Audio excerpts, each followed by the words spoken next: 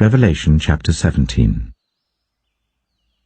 One of the 7 angels, who had the 7 bowls, came and said to me, "Come, I will show you the punishment of the great prostitute, who sits by many waters. With her the kings of the earth committed adultery, and the inhabitants of the earth were intoxicated with the wine of her adulteries." Then the angel carried me away in the spirit into a desert. There I saw a woman sitting on a scarlet beast that was covered with blasphemous names and had 7 heads and 10 horns. The woman was dressed in purple and scarlet and was glittering with gold, precious stones and pearls. She held a golden cup in her hand, filled with abominable things and the filth of her adulteries. The name written on her forehead was a mystery: Babylon the Great, the mother of prostitutes, and of the abominations of the earth. I saw that the woman was drunk with the blood of God's holy people, the blood of those who bore testimony to Jesus. When I saw her, I was greatly astonished. Then the angel said to me, "Why are you astonished? I will explain to you the mystery of the woman and of the beast she rides, which has the 7 heads and 10 horns. The beast which you saw once was, now is not, and yet will come up out of the abyss and go to its destruction. The inhabitants of the earth, whose names have not been written in the book of life from the creation of the world, will be astonished when they see the beast, because it once was, now is not, and yet will come." This calls for a mind with wisdom. The 7 heads are 7 hills on which the woman sits. They are also 7 kings. 5 have fallen. 1 is, the other has not yet come. But when he does come, he must remain for only a little while. The beast who once was, and now is not, is an 8th king. He belongs to the 7, and is going to his destruction. The 10 horns you saw are 10 kings who have not yet received a kingdom, but who for 1 hour will receive authority as kings along with the beast. They have one purpose, and will give their power and authority to the beast. They will wage war against the Lamb, but the Lamb will triumph over them, because he is Lord of lords and King of kings, and with him will be his called, chosen, and faithful followers. Then the angel said to me, "The waters you saw, where the prostitute sits, are peoples, multitudes, nations, and languages. The beast and the 10 horns you saw will hate the prostitute. They will bring her to ruin and leave her naked. They will eat her flesh and burn her with fire. For God has put it into their hearts to accomplish his purpose by agreeing to hand over to the beast their royal authority until God's words are fulfilled. The woman you saw is the great city that rules over the kings of the earth." Revelation chapter 18. After this, I saw another angel coming down from heaven. He had great authority, and the earth was illuminated by his splendor. With a mighty voice he shouted, "Fallen, fallen is Babylon the Great.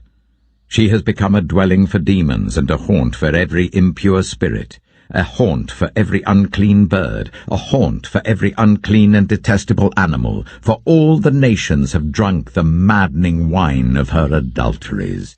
The kings of the earth committed adultery with her, and the merchants of the earth grew rich from her excessive luxuries."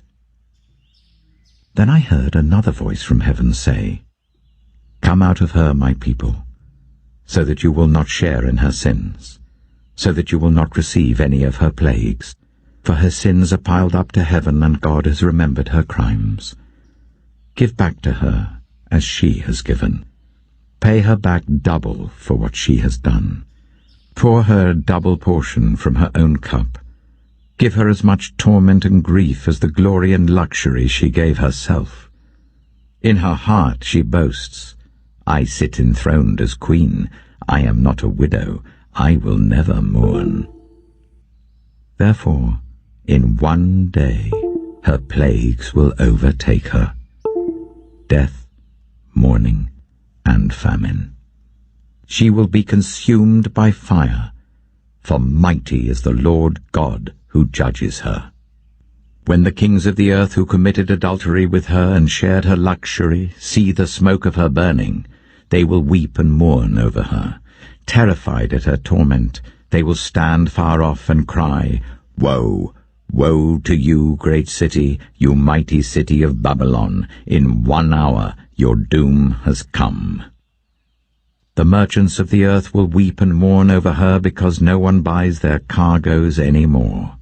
Cargoes of gold, silver, precious stones and pearls, fine linen, purple, silk and scarlet cloth, every sort of citron wood, and articles of every kind made of ivory, costly wood, bronze, iron, and marble, cargoes of cinnamon and spice, of incense, myrrh and frankincense, of wine and olive oil, of fine flour and wheat, cattle and sheep, horses and carriages, and human beings sold as slaves.